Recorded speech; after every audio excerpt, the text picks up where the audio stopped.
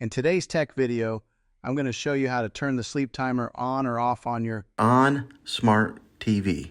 whether you want to save energy, prevent your TV from running all night, or just need a little extra control over your viewing time. The sleep timer is a handy feature. Let's dive right into it.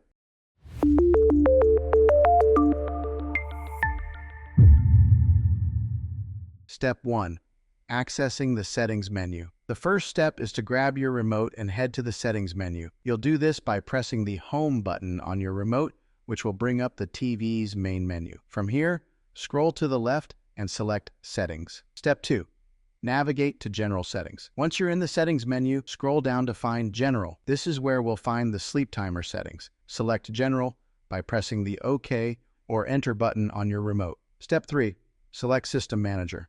Next, under the General Settings, scroll down to find System Manager. This is where you'll find options for system controls, including the sleep timer. Step 4. Access time settings. Now, in the System Manager menu, look for Time and select it. This will take you to the time settings for your TV. Step 5. Turn sleep timer on or off. Once you're in the time settings, you'll see the option for sleep timer. This is where you can either turn it on or off. If you want to enable the sleep timer, simply choose a time interval. 10, 20, 30, 60 minutes, and so on. If you want to turn it off completely, just select Off. It's as simple as that. Just select the desired time, and your TV will automatically turn off after the set duration. Step 6.